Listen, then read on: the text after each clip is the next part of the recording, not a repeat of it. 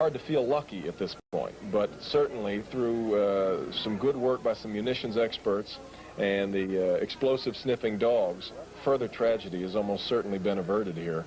But it was a great stroke of luck that we actually have got diffused bombs. It's through the bomb material that we will be able to track down who committed this atrocity. It would have been an incredible help to have been able to get a hold of those unexploded bombs. Unfortunately, the BATF, according to police and firefighter testimony, were inside removing them and spiriting them away because they had to keep their story straight that there was only one bomb, a truck bomb. Out of hundreds of people we interviewed, we couldn't find a single person who said they'd heard only one explosion.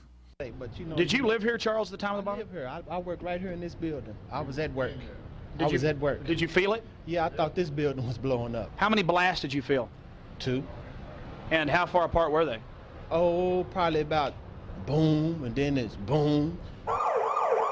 It's a historical fact, part of the public record, that there were multiple devices inside the Oklahoma City building, and that there were at least 2 explosions. The emergency radio transmission transcripts show clearly that the police and firefighters were on the record witnessing the BATF removing unexploded devices. But you see, we have the actual scientific fact. We have the University of Oklahoma's own seismograph reports, as well as the U.S. Geological Survey reports. 2 different scientific institutions showing multiple explosions. But you see, McVeigh would have had accomplices, and that didn't fit in to the federal story, especially if the reality showed that it had to be somebody who had access to a federal building for long extended periods of time. General Benton K. Parton is the former head of Air Force weapons development and had over 30-plus years running the Air Force weapons development program. He has multiple engineering degrees. General Parton was amazed by press reports claiming the building had been blown in and that a truck bomb could cause that damage, when even basic understanding of explosive signature shows that the building was blown not from the outside in, but from the inside out. Within days of the blast, General Benton K. Parton was on the scene. But of course he was barred access. But from video as well as photographs of the columns, it was obvious to any trained eye that the columns had been blown off by shape charges. In a detailed report, the former head of Air Force weapons development laid out the physics, the mathematics. It was a physical impossibility for a truck bomb, even made of military-grade explosives, couldn't even begin to approach the damage that was brought against the Oklahoma City Federal Building. Now the seismographs come in. You see, the seismographs first registered one distinct explosion and then a group of explosions so close to each other that they couldn't be separated. You see, the feds had to have a diversionary blast. They had to be able to tell the world that it was that lone nut McVeigh out front. You see, they needed McVeigh's truck bomb outside so they could cover the fact that there was actually explosives inside the structure. And if you look at the actual crater that was there, it was so small it could hardly be measured. But later in media reports, it got bigger and bigger and bigger. Another key piece of evidence that General Parton raises is that a single bomb explosion cannot account for the failure of column B, which was further from the truck bomb than columns B4 and B5, which did not fail. He concludes that the asymmetrical nature of the damage to the Murrah building is one indication of demolition charges were being used in the bombing. In modern history, literally thousands of structures of every type and design have been destroyed commercially to make way for new structures. But that didn't matter to the BATF, the federal government, and the media. They turned structural engineering on its head, telling the world that a single truck bomb actually did this damage, and with this signature that clearly showed that the building had been blown out, not in.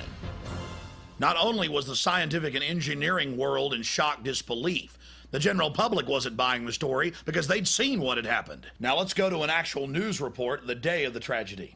Some of the floors have just crashed together. I mean, there are some points where you just literally can't get in at all. And then from Chopper 4, at some particular points, we could see all the way through the building. That's the force of the explosion. It just blew out all the walls and everything inside. Blew out all the walls, blew out all the walls, blew out all the walls. Outraged by the federal cover-up, leaders from across Oklahoma, led by State Representative Charles Key, banded together to put together the final report, 550 pages detailing this criminal federal operation. Now let's look at the cowardice of the BATF. You see, they got a warning, but they didn't pass it on to the children in the daycare center. What he told him is that he thought that they had received a tip that morning of the bomb.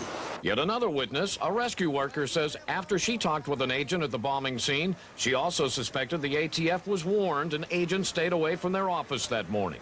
I asked him if his office was in the building, and he said yes. And I asked if there were any ATF agents that were still in the building, and he said no, we weren't here. Witness number 1 approached an ATF agent nearby. He claims he asked the agent what had happened, and witness number 1 says this is what the agent told him. He started getting a little bit nervous. He tried reaching somebody on a two-way radio. Couldn't get anybody, and I told him I wanted an answer right then. He said they were in debriefing. None of the agents had been in there. They had been tipped by their pagers not to come into work that day. Plain as day out of his mouth. They were tipped. Why wasn't anybody else? There was a lot of people, good people, died down there. And if they knew, they should have let everybody else know. Oklahoma City paramedic Tiffany Bible, who heroically responded just minutes after the blast on April 19, 1995, swore in an affidavit that when she arrived, the BATF was in full mop gear, bomb gear that takes at least 30 minutes to put on. When she asked them, oh my goodness, were you guys hurt inside the blast? They said, no, we got tipped off by our pagers not to come in today. Agents forewarned about a bomb in Oklahoma City.